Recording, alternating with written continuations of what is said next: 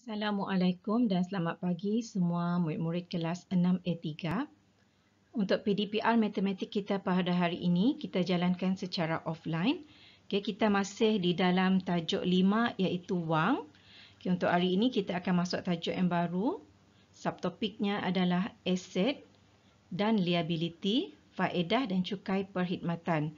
Tapi untuk hari ini, kita hanya akan belajar aset dan liability sahaja. Kenali aset dan liability. Okey, apakah yang dimaksudkan dengan aset?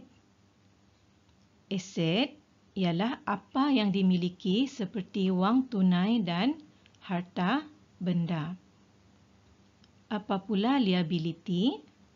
Okey, liability adalah tanggungan kewangan atau hutang. Aset.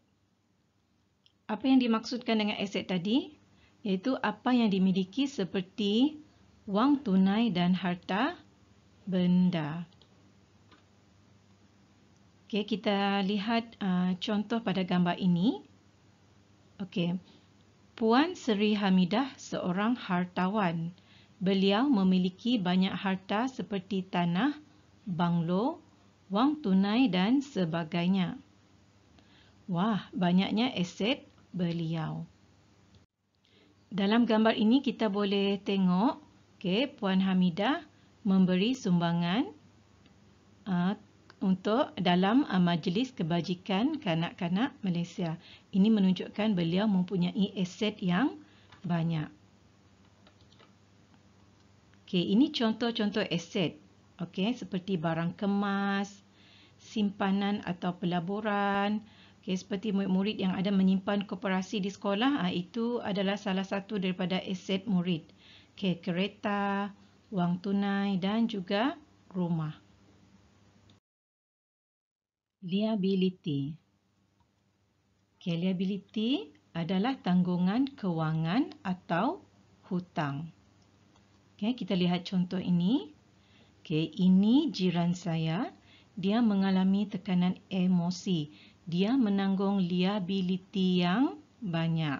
Nampak dia susah hati. Mungkin dia tengah kira hutang dia. Ini contoh liability. Ansuran rumah. Hutang kad kredit. Ansuran kereta. Dan juga cukai. Cukai ini termasuk cukai perkhidmatan, cukai pendapatan dan cukai pintu. Kita lihat contoh aset dan liability.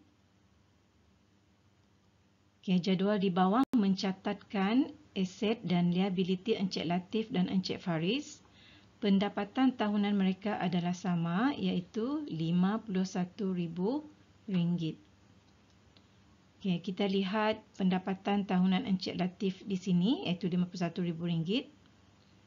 Ini asetnya dan di bawah ini adalah liability. Encik Faris pula, ini adalah asetnya dan ini adalah liability-nya. Hitung jumlah aset dan liability Encik Latif dan Encik Faris. Siapakah yang mempunyai aset dan liability yang lebih? Kita kira aset Encik Latif dahulu. Iaitu rumah RM90,000.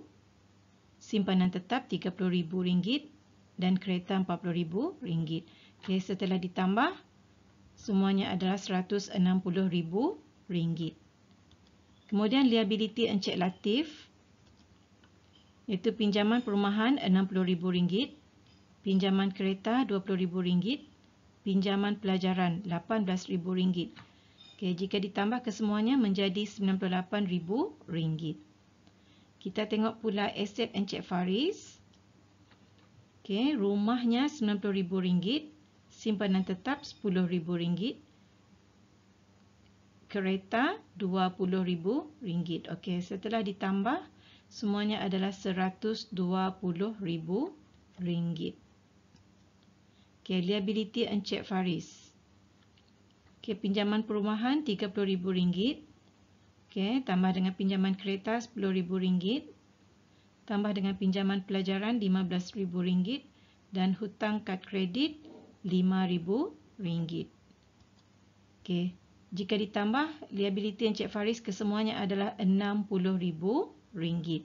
Okey, jika kita lihat pada aset, okey, siapa yang mempunyai aset yang lebih banyak? Iaitu Encik Latif, RM160,000. Okey, manakala liability pula, okey, Encik Latif juga mempunyai liability yang lebih banyak, iaitu RM98,000. Okey, cikgu harap murid-murid faham bagaimana mengira, okey, mengenal pasti dulu aset dan liability dan seterusnya mengira jumlah aset dan liability. Okey, itu saja pembelajaran kita pada hari ini.